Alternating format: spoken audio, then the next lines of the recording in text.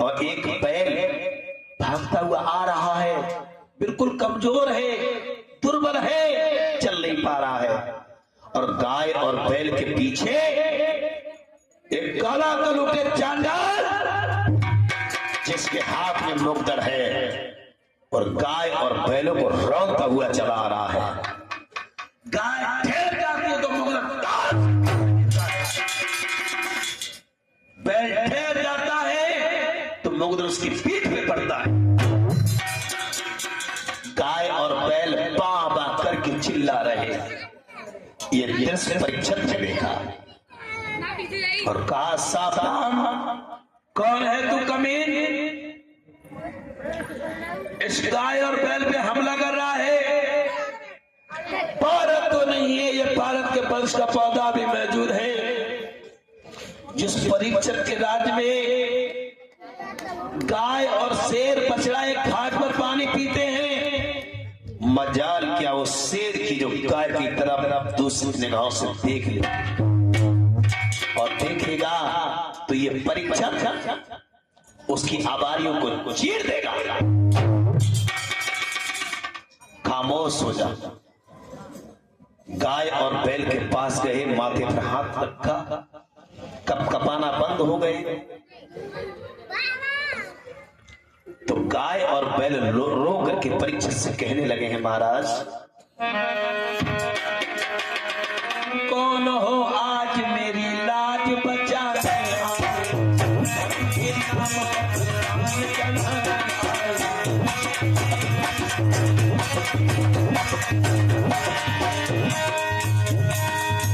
कौन है आप?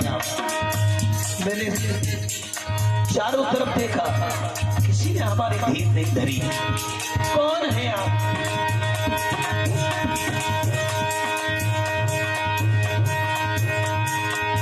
कौन है आप मेरी लाज बचाने आए? धर्म के नाम पर धर्म चढ़ाए।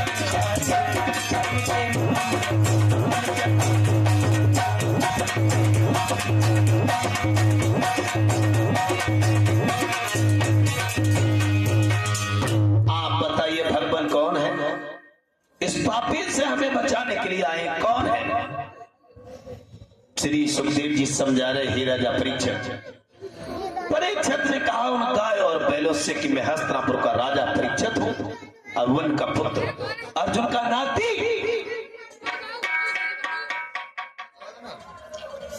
प्यारे भक्तों, हाथ में धनुष लिया, धनुष पे बाण चढ़ा लिया और कहा, तूने गाय और बैल पे प्रहार किया कलूटे, मैं ये संकल्प करता हूं, अभी मैं अपने बाण से तुम्हारा वध करता हूं।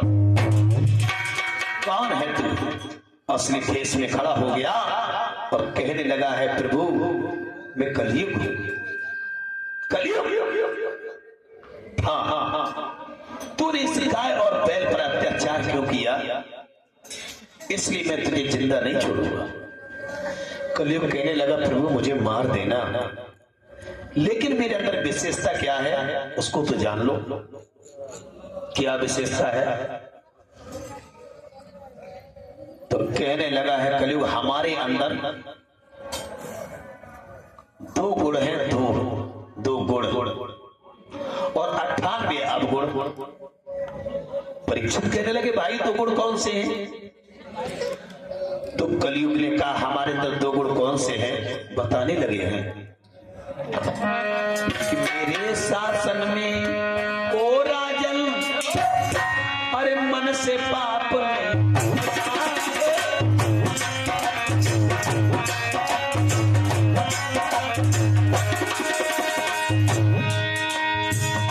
परीक्षा से कहने लगा है कलयुग भगवान,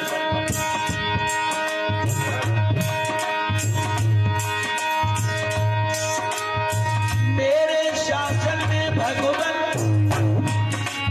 मन से पाप नहीं लगता है, करने पे ही संभव है, पर भूतन भस्म खाता है।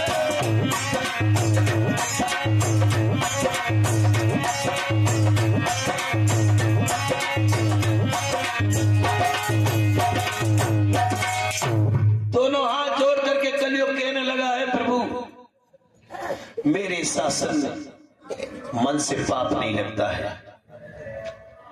करेगा पाप है। जैसे अन्य युगों की अपेक्षा सतयुग त्रेता द्वापर, सतयुग त्रेता द्वापर में तो मन से सोच लेते थे कि ये बहन बहुत ही सुंदर, और इसके इतना सोचने पर पाप आ जाता था। लेकिन कलयुग में महाराज करेगा पाप है, सोचने का नहीं। और दूसरा एक गुण और है, परीक्षित कहने में कौन सा है, तो बता रहे हैं कलयुग महाराज क्या,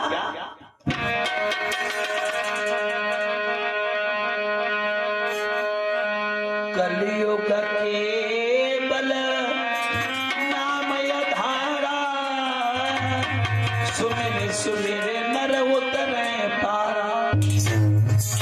बताया कलयुग ने सतयुग त्रेता द्वापर में भगवान का दर्शन ही हुआ करता था। लोग कुंटल तक सामग्री को फूंक दिया करते थे, कभी भगवान का दर्शन नसीब नहीं होता था। और मेरे युग में पल भरे में राम कहो और एक पल में आराम कहो, यानी एक पल में भगवान का स्मरण करो, पल में परमात्मा का दर्शन करो। परीक्षित ने कलयुग के आगे अपना सर झुका दिया, इससे बढ़िया युग कहां होगा। भाई आनंद करो, मौज करो, अब तुम्हें नहीं मारेंगे। कलयुग कहने लगे जब मारोगे नहीं तो फिर भी ये बताओ हम रहे कहां। परीक्षित कह ले हाँ भाई ये तो बात सही है, जब हमने तुम्हें छोड़ दिया तो तुम्हें जगह भी देंगे, लेकिन रहोगे कहां ये जरूर सुन लो। कलयुग कहने कहां रहेंगे, तो बताने लगे हैं परीक्षित, जिस घर में मांस मदिरा खाया जाता हो तुम बाहर हो, जिस घर में दारू पी जाती तुम बाहर हो, जिस घर में रोज ढिशम होती हो झगड़ा तुम बाहर हो, जिस घर में निर्लज्जा से लोग रहते हो तुम बाहर हो, जिस घर में साधु संतों का आदर ना हो तुम बाहर हो, जहां ताश खेले जाते हो तुम बाहर हो, जहां रंडियां नाचती हो तुम बाहर हो, जहां लोग झूठी गप्पे लड़ाते हो बैठे बैठे तुम बाहर हो। और साधु संतों के पास मत जाना, संतों पर कृपा करना, भक्तों पर कृपा करना। और कह दिया था परीक्षित ने कंचन निर्वास करो। एक एक शब्द को सुनो भाई नंदराम। तो कलयुग का वास कहां कहां है सुनो, ये मेन टॉपिक पे कथा है। यहां पर ये नचोड़ है 4 वेद 6 शास्त्र 18 पुराणों का। आज की कथा जो मन लगा करके सुनेगा निश्चय ही मोक्ष को प्राप्त होगा। कहां कहां कलयुग है, जिस घर में मांस खाया जाता है समझ लेना चाहिए उस घर में कलयुग रहता है। जहां ताश खेलते हो लोग समझ लेना चाहिए वहां कलयुग है। जहां दारू पीते हो वहां कलयुग है, जहां लड़ाई दंगा करते हैं वहां कलयुग है। बताओ दारू पीने से क्या नफा है, बताओ कोई लाभ है। लेकिन फिर भी पिए जा रहे हैं। लगता तो है कि दारू को हम पिए जा रहे हैं, लेकिन दारू तुम्हें पिए जा रही है। पतन हो रहा है, घर में झगड़ा हो रहा है और अपने स्तर में अशांति, मन स्तर नहीं रहता है। लोगों ने तो यहां तक मैंने देखा है अपने हाथ पैर तोड़ दिए। बताओ ऐसे कलयुग की सर में रहने वाले जीव का हाल क्या होगा। मांस, सड़ा हुआ मांस जिसका कोई अस्तित्व नहीं, जिसमें कोई पौष्टिक नहीं, जिसको मुर्दा कहते हैं, उसे तुम नोच नोच के खा रहे हो और कहते कि हमारे घर में पैसे नहीं आ रहे, लक्ष्मी नहीं है। कहां से आएगी जिस घर में मुर्दा है, मुर्दा को दफना रहे हो। शमशान घाट में क्या होता है, क्या वहां रिद्धि सिद्धियां होती है, केवल वहां भूतों का वास होता है। तो अपने अंदर भूत पैदा कर लिए हैं तुमने, कहां सुख शांति मिलेगी। प्यारे भक्तों एक एक शब्द को ध्यान से सुनो, ये तुम्हारे जीवन को मंगलमय की ओर ले जाएंगे। और ताश खेलते हो, ताश क्या तुम जानते हो तो पत्थर तुम्हारी तरफ आएगा। मेरा सगा चचेरा भाई जिससे 70 बीघा जमीन 2 मंजिला मकान, उस पुराने जमाने के जिम्मेदार थे कि वह दारू के चक्कर में और जुआ के चक्कर में कौड़ी कौड़ी बिक गई। एक पैसों भी मड़ैया नहीं बची। अब वो हमारे पास रह रहे हैं, खा रहे हैं, आनंद कर रहे हैं, मौज कर रहे हैं, और हम यहाँ गा रहे हैं लगाइए शाह। और हम छोड़ दें फिर धक्का मुक्की। ये किसका परिणाम है? दारू का और जुआ का। अब तुम जा रहे हो रंडियों में कंपनी देखने के लिए। शास्त्री के लिए कोई साबित नहीं कर सकता है। जिस बारात में रंगशाला जाता है, जिस गांव में कंपनी जाती है, भाई हमारे कोई मतलब की नहीं, हम उस बारात में भी नहीं जाते हैं। मैं नहीं देखता हूं, इससे क्या मेरा जीवन महान होगा? कंपनी बैठे देख रहे हैं, गड्डी हाथ में है, पटक रहे हैं, लगा मसाला पीस, तनिक डाल दो तेल हमारी जब को पिया। वही तुम्हारी बहन बैठी है, वही तुम्हारा बेटा, वही तुम्हारी माँ बैठी है। अरे मूर्खो, किस बेस को लेकर के तुम शास्त्री पर उंगली उठाते हो? तुम्हें नहीं दिखाई देता हमारा जीवन यहाँ नष्ट होने जा रहा है, हमारा बर्बाद बेशर्म हो जाएगा। और तुम भी पहनावा ऐसी जगह पर जरूर जाती हो, तुमको भी शर्म नहीं है? क्यों जाती हो तुम? लज्जा की मूर्ति, तुम सीता हंसिया, तुम्हारा तो सुरग तुम्हारे पति के चरणों में है। ऐसी जगह पर तुम क्यों जाती हो? बताओ, तुम्हारा भविष्य बनेगा? समाज कहीं चला जाए लेकिन हमारा चरित्र नहीं चला जाए। हमारा चरित्र चला गया, हमारे संस्कार खत्म हो गए, तो हमारे जीवन का कोई मूल्य ही नहीं रहा। प्यारे भक्तों, श्री सुखदेव जी समझा रहे, हे राजा परीक्षित, लड़ाई होती है, प्रैक्टिकल कीजिए। यहाँ मेटी बिछी है, चांदनी लगी है, तुम्हें आदर से प्रसाद दिया जाता है। अगर अभी झगड़ा हो जाए तो तुम अपने आप को रोक नहीं पाओगे, भाग करके जाओगे। बताओ तुम्हें वहां मिलेगा क्या? अगर भीड़ में गिर नहीं गए और तुम नीचे आ गए तो दाएं चल जाएगी, तो चांद और फट जाएगा। और उसमें तुम भाग भाग के जाते हो लड़ाई देखने के लिए। किस केस पर जाते, किस उद्देश्य को लेकर के जाते हो? याद रखो, तुम अपने ही आप सारे उल्टे सीधे कर्म करते, दूसरे पे उंगली उठाते हो। कदाप ये सही नहीं है। और इन्हीं जगह पर कलयुग है। कब भैंसिया बार के घर गए तुम लाइन लगा के कि हमें दूध दे दो हमारे बच्चों के लिए? दिन भर तुमने मेहनत की, जरा जरा से बच्चे घर में हैं, और ठेका पर पहुंचे, बउआ लेकर के आए, सूत रहे हो। तुमने अपना तो पेट भर लिया, तुमने अपने मन की तो आग बुझा ली। तुमने कभी पूछा जो तुम्हारे गृहिणी है, तुम्हारे जीवन साथी है, तुम्हारे बच्चे हैं, उनसे पूछा कि तुम सुखी हो दुखी हो? कैसे करके नाश होगा, कैसे करके भला होगा? ये कोई बताने की बात है? जानते नहीं हो। लेकिन ठेका पे बहुत लंबी भीड़, कंपनी में लंबी भीड़, झगड़ा में लंबी भीड़, जुआ खेलते चारों तरफ से लोग देखते हैं।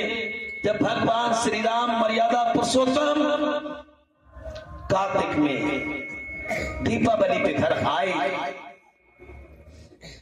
तो भक्तों तो आस लगाए कि आज राम आएंगे 14 वर्ष के बाद, और मर्यादा पुरुषोत्तम श्री राम के हम दर्शन करेंगे, हमारा जीवन धन्य हो जाएगा। भाई तड़प रहे हैं कब श्री राम का आगमन हो। लेकिन पारे धरती पर रहने वाले मानव, जब दीपावली आती है तो मैंने गांव में देखा, रोटी तक नहीं खाते, धार पार धार पार।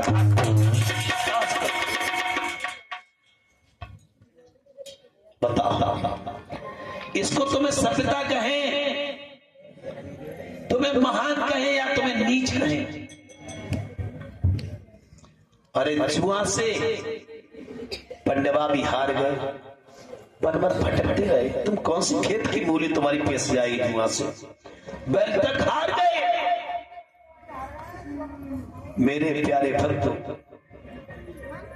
श्री सुखदेव जी समझा रहे हैं। ऐसा परीक्षित ने कहा, साधु संतों के पास नहीं जाओगे, ऐसे अड्डों पर पास करो। तो याद रखो, जहां शराब, जुआ, मांस, झगड़ा, गाली गलौज चल रहा है, समझ लो वहां कलयुग है। और तुम समझदार तो मत जाना, जहां नाच गाना होता है वहां मत जाओ, क्योंकि वहां तुम्हारी बहन की भी बॉडी फड़केगी नाचने के लिए, फिर अम्मा भी फड़केंगी, फिर जिन नौजवान लड़के जी मजे लेंगे, फिर नाचती नाचते में अगड़म झगड़म तिगड़म, बस हो गया बाधा। आनंद कंद भगवान की जय। मैं इन चीजों से बहुत दूर रहता हूं, मेरा प्रैक्टिकल किया है। मैं सच बात पर मैं अड़ जाता हूं, और डर में तो मैं पैदा ही नहीं हुआ। मैं डरता नहीं केवल अपने भगवान से, अपने कर्मों से। इन जगह पर मत जाना, हमें कोई देख नहीं सकता कंपनी में, नहीं जाता हूं। जुआ खेलता हमारे घर के सामने अगर जुआ हो जाए तो सत्यता से मैं कहता हूं कि मैं होने नहीं देता हूं। एक व्यक्ति आया मेरे घर के सामने, मुर्गा काटने लगा। खैर हालांकि हमें क्या मतलब उससे, पर हम पे बर्दाश्त नहीं हुआ, हम अपने घर में अंदर घुस गए। फिर आया दूसरी बार, फिर मुर्गा काटने लगा। वो के करे, लोग मजा ले रहे। बताओ कैसे निर्दयी हो गए तुम, बड़ा मजे ले रहे हैं। फिर मैंने उससे कहा कि भैया तू अब चलो जा, हम तो रुक होना जा रहा हुआ। तो वो हंसने लगा। तीसरी बार आया, गांव के लोग इकट्ठे हो गए, भैया काट नहीं काट, और जरा है कि हमारे घर के सामने चलवाए दे छुरी। तो वो ठाड़ी होता रहो, तो मैं उधर से एक लट्ठी लेके आया कि मैंने आज तू रहेगा, लेकिन लाइसेंस दिखा। तू गांव में जो काटता फिरता है बकरा, और तू कितनी भी पार करता है, अभी फोन करता हूं।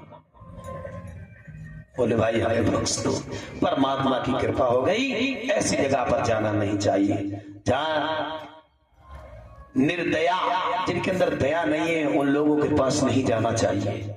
क्योंकि वहां तुम्हें क्या, द्रौपदी चिल्लाती रही, गिड़गिड़ाती रही। एक पतिव्रता स्त्री तुम्हारी गांव की, अगर लोग उसे जबरदस्ती नंगा करते हो तो बताओ तुम्हें कैसा लगेगा। और ऐसी जगह पर जाना चाहिए, ऐसे लोगों की कथा सुनना चाहिए, कभी नहीं।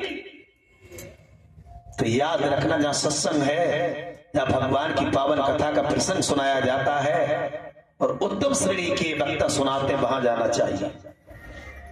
ये गर्मा खत्म कर दी लोगों ने गद्दी की, अब तो अपना उल्लू सीधा करते हैं। बाजरा पिसता है, गद्दी की आड़ में अपने मन की बात को कहते हैं, अपना स्वार्थ पूरा करते हैं, और तुम भोले भक्त समझ नहीं पाते हो। नहीं तो भागवत जिस गांव में प्रसंग सुनाया जाए भागवत का, रामायण का, वहां विकास ना हो। भागवत में ही झगड़ा चालू, लाठी डंडा। क्या है इसका मतलब? वैसी प्रजा हो जाती है, जैसा राजा आचार्य हो, वो औरत हो कि पतिव्रता जाको पति खुद विचारी हो। जो ब्रह्मचर्य का पालन करने वाला वक्ता और ब्रह्मचर्य का पालन करने वाला कथा सुनने वाला श्रोतागण, जब ऐसे ये दोनों पक्ष होंगे तभी कल्याण होगा। बोलिए आनंद कंद भगवान की। कह लगे ठीक है महाराज। परीक्षित ने कह दिया कंचन निर्वास करो। सोने का मुकुट सर पे बंधा था। परीक्षित कह करके नीचू नहीं हो पाए, तब तो उसने छलांग मारी कलयुग ने और उनके मुकुट में समा गया। परीक्षित की बुद्धि खराब। बताओ, पैर ही तो डूबता है, पैरा डूब जाता है। कलयुग समा गया। अब वो चले समीप ऋषि के आश्रम से होते हुए। समीप ऋषि के श्रृंगी ऋषि के पुत्र समीप ऋषि हुए। और जब वो आश्रम से निकलते हुए परीक्षित चले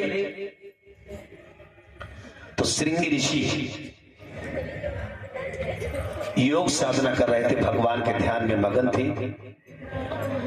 परीक्षित ने कहा कि हमने अपने शासन में ढोंगियों के लिए रहने के लिए इजाजत कभी दी नहीं, और ये महात्मा हमें ढोंगी लग रहा है श्रृंगी, इसने हमें देख करके आंखें बंद कर ली।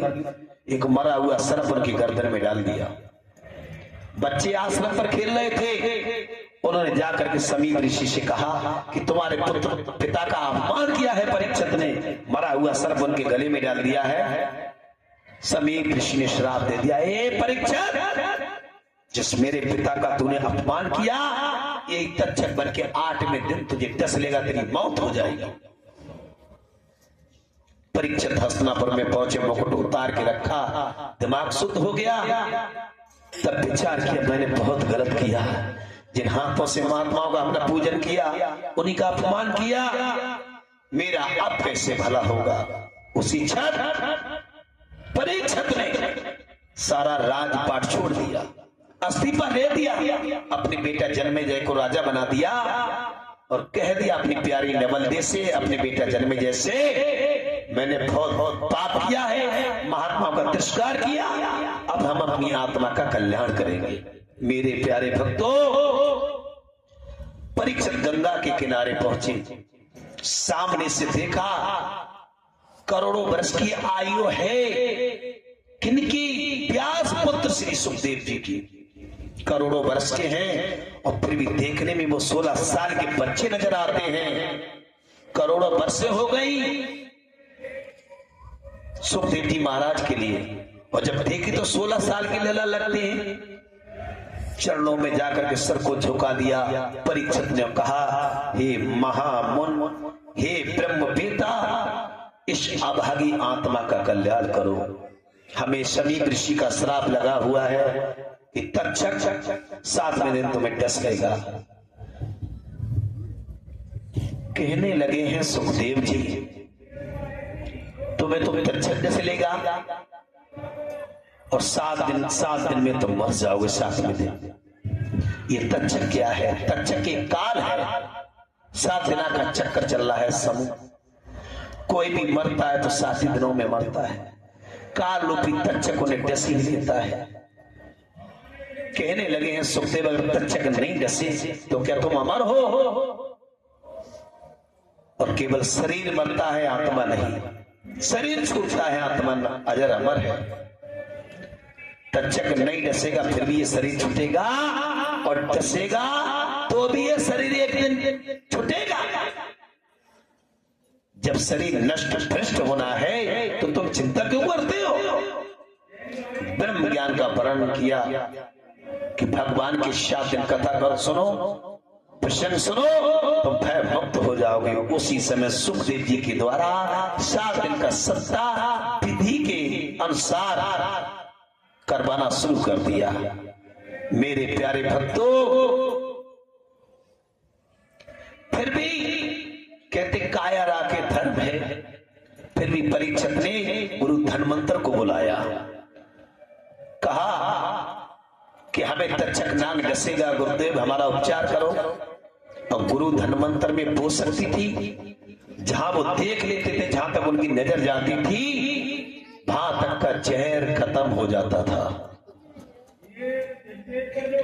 उसी समय मेरे प्यारे भक्तों, गुरु धन्वंतर 1400 चेलों को लेकर के हस्तिनापुर के लिए चले, जहां सुखदेव मुनि कथा सुना रहे हैं, परीक्षित सुन रहे हैं। तक्षक नाम कहने लगा है गुरु धन्वंतर से, गुरुदेव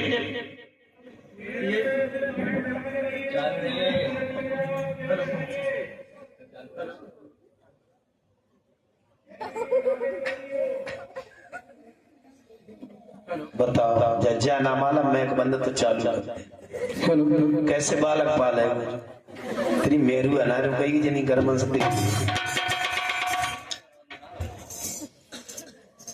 गुरुदेव। Hello hello hello. तक्षक नाग कहने लगा है गुरु धन्वंतर से, तुम कहां जा रहे हो? तक्षक नाग से कहा गुरुदेव धन्वंतर ने कि तक्षक डसेगा परीक्षित के लिए, अब वो मर जाएंगे, हम उनको जिंदा करने जा रहे हैं हस्तिनापुर में बेटा। तो बोले यही हमारे तुम्हारे 2-2 हाथ हो जाए? बोले बिल्कुल। तक्षक नाग ने एक वृक्ष में फुसकार मारी, वृक्ष जल गया, सूख गया।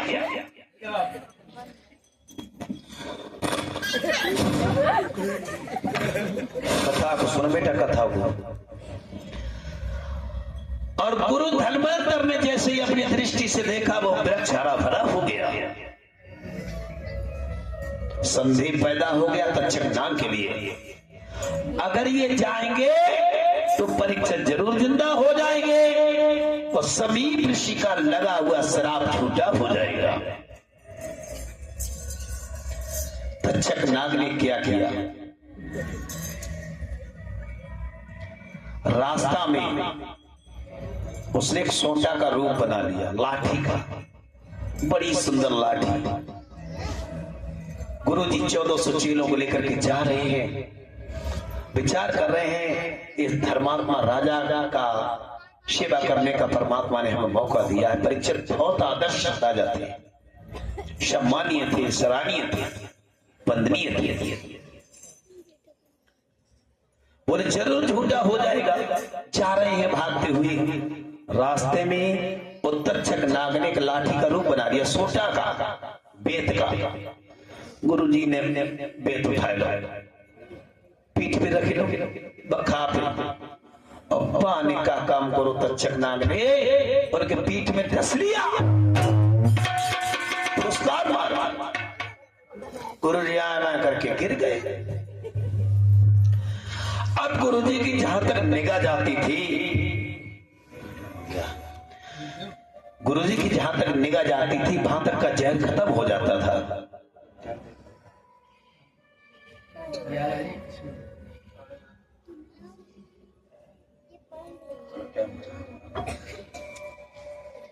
गुरुजी की जहां तक निगाह जाती थी, वहां तक का जहर खत्म हो जाता था। अब पीठ पे निगाह कैसे जाए? तो गुरु 1400 चेलों से कहने लगे हैं, सुन रहे हो चेलाओ? हाँ सुन रहे हैं।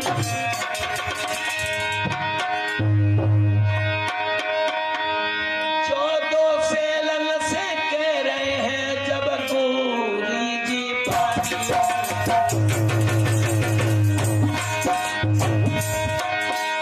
1400 चेलों से गुरुजी बोले, तुम थे वो माद में गाड़ रे, अब लगी हो लगाई, हमें धरती में गाड़ दो। और सुनो, जब 200 चेला मिल करके फिर ढाक अरे बजइयो, 3 महीना के अंदर रे गुरुदेव को जिंदा पहियो।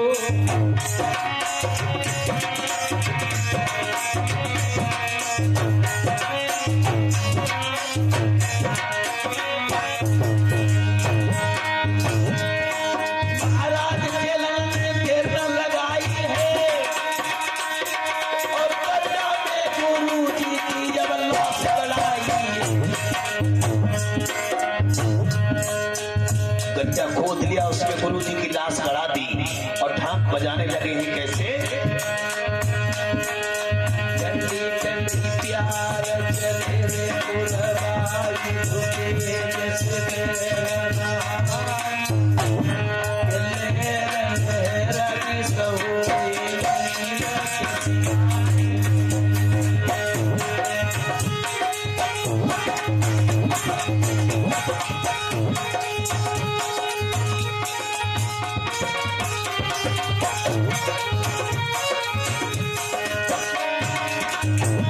ढाक बज रही है, ठंडी ठंडी प्यार चले पुरवाई, झुके से बेरना, ये हाथी घोड़ा झुकी आई, कैसे आए रहे तो चढ़ जाओ।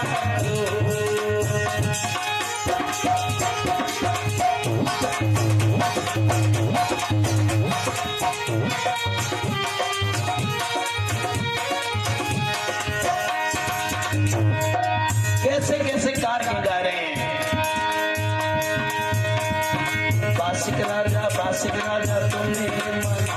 जाऊं, चरण द्वारे शीश झुकाऊं। बैर करो वासिक राजा चेहरे में छोड़ो, गुरुपद को तुम दीपक कर दियो। वासिक जार मचंदर गुरुवर शंकर स्वामी तुम्हें मनाए रे। लहरा की सहो आए रे।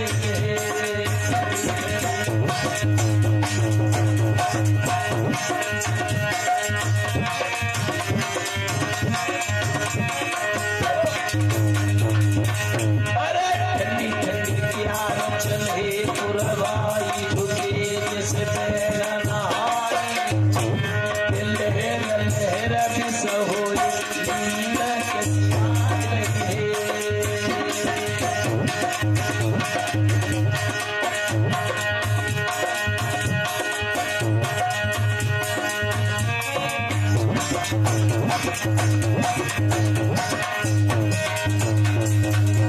कैसे ढाक बजा रहे हैं चेला।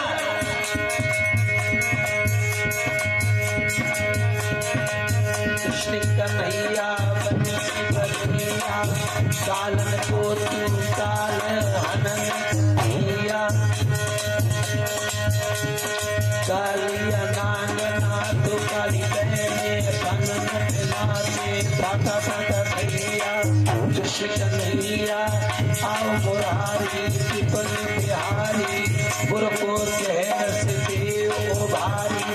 ऐसे ऊपर के जामी कैसे आए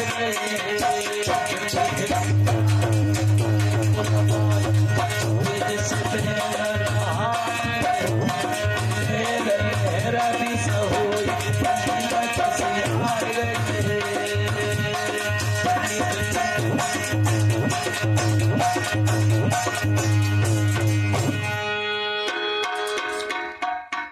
गुरुदेव के ऊपर ढाक बजाने लगे, गुरु को जमीन में गाड़ दिया। तक्षक नाग ब्राह्मण का रूप धर के आया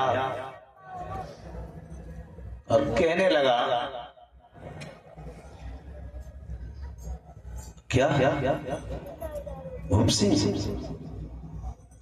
50 रुपया रमन पाल भगवान की कथा में दान करते हैं, पूरक चक्र सुख शांति प्रदान करे। प्यारे भक्तों, श्री सुखदेव जी समझा रहे हैं। तक्षक नाग ब्राह्मण का रूप धर के आ गया और 1400 चेलाओं से कहा, चेलाओ ये क्या कर रहे हो? मैं खा ये क्या कर रहे हो? ढाक बजा रहा ढाक। किसकी ढाक बजा रहे हो? गुरुदेव की। गुरुदेव है कहाँ? जमीन में पड़े। जमीन में? हाँ। अरे वो गुरु धनवंतर की बात करते हो? हाँ नहीं। अरे वो तक्षक नाग ने डस लिया, उनकी तो बुद्धि तभी से खराब है। अरे तुम गुरु के संग में, गुरु के चक्कर में अपनी बुद्धि खराब क्यों कर रहे हो? अरे हमारे गुरु कह गए हैं ना है जाएंगे। जब बताओ तुम्हारे गुरु जामे गड़े सरेंगे या जिंदा होंगे? जिंदा है जाएंगे। सर जाएंगे मूर्खो। अरे ना। चेला कहने लगे, फिर क्या करें? बोले उखाड़ो। सरा क्यों गए हो? तक्षक नाग के कहने से गुरु को निकाल लिया समाधि में से।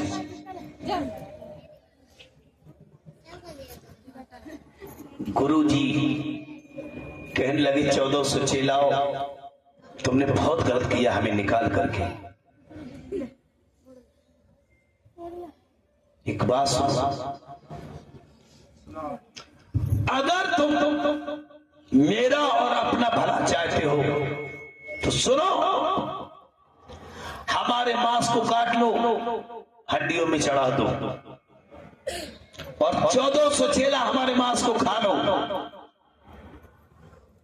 फिर गुरु के मांस से जानते हो क्या होगा? 1400 चेला कहने लगे, गुरु जी क्या होगा? अरे तुम 14 से धनम, तुम 1400 चेला हमारे जैसे हो जाओगे।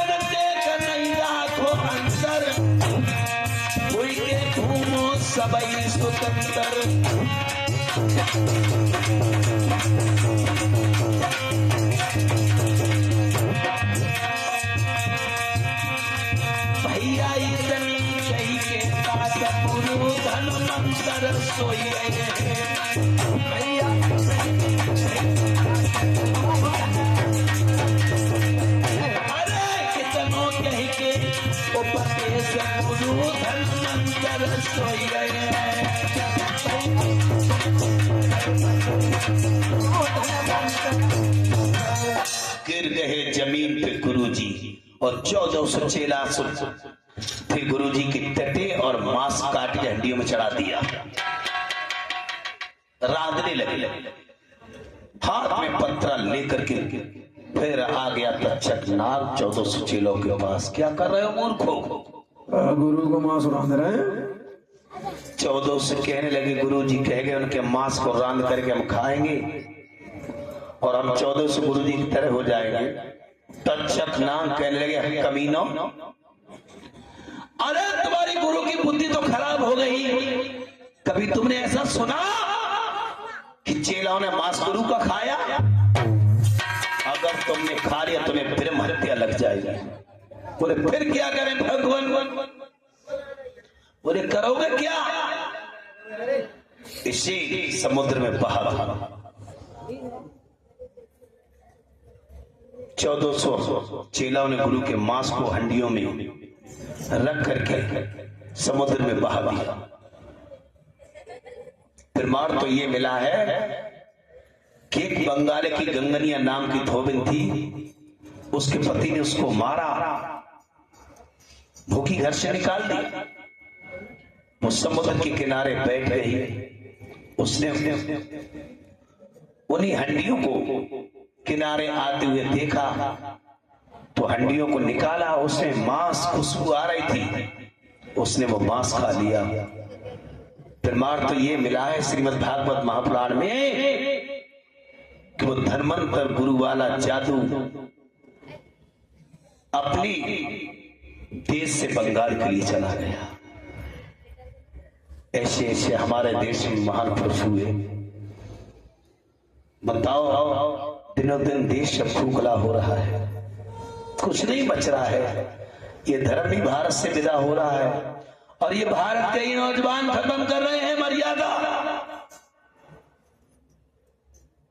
बहुत संकट में ये धरती आने वाली है। दिनों दिन कोहरा मचने वाला है। मैं मेरी अपनी तेरी में लोग डटे हैं, अपनी जगह पर अहंकार को नहीं छोड़ रहे हैं और इसी में धर्म का पतन हो रहा है। तो इसीलिए प्रभु से मैं आराधना करता हूं। बस वाणी अब बंद होने वाली है। क्या कि भारत में वीरों की समय जरूरत है।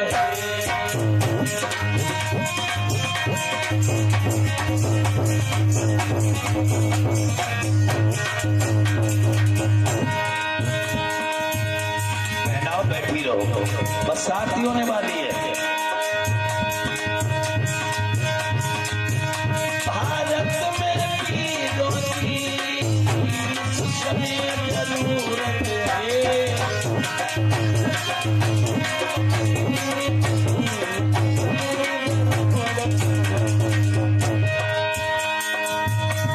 मर्यादा सिखा जा श्री राम, देर मत लगा देना। लक्ष्मण के तीरों की इस समय जरूरत है।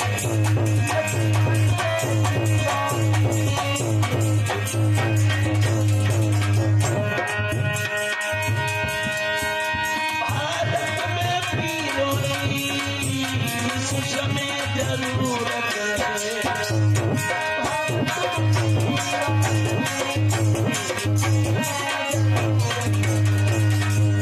कृष्ण कन्हैया बंसी बजैया बधाई श्याम ने मधुर मधुर।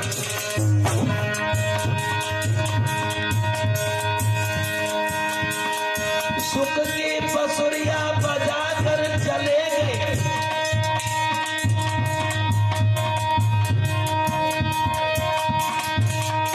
और नजर नहीं आए भगवान। सुख शांति की आज घर घर में जरूरत है।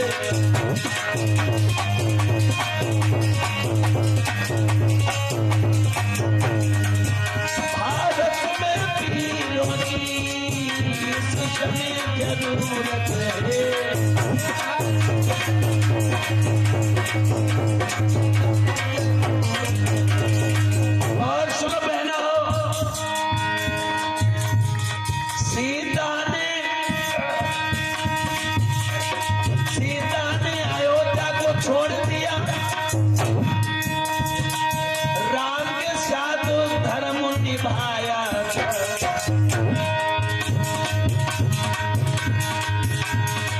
पत्नी का सूरत पति के चरणों में ये सीता ने समझाया था।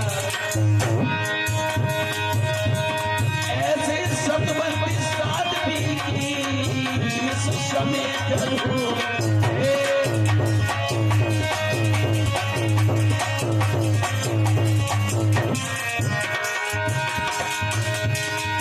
ऐसी सीता प्यारी की इस समय जरूर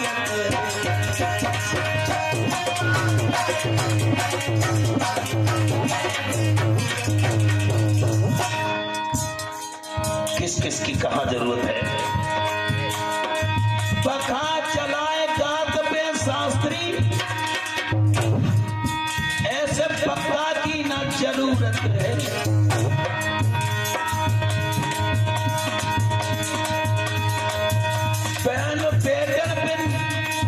बहन बेटियों पे निगाह गढ़ा करके कथा करे,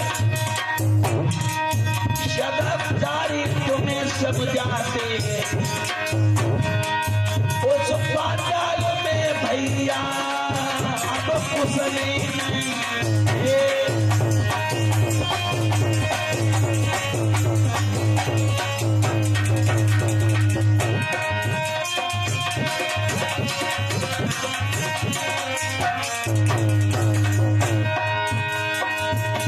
और सुनो, धर्म के नाम पर बर्बाद छिड़ा हो। एक एक शब्द को सुनो। धर्म के नाम पर जात पात का गोराम मचा हो।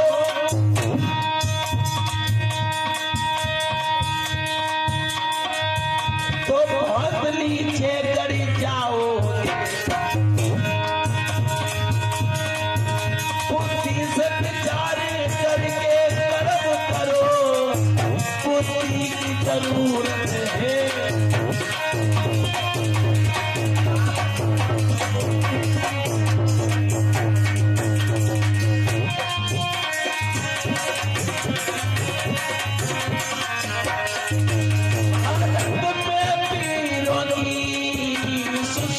जरूरत है।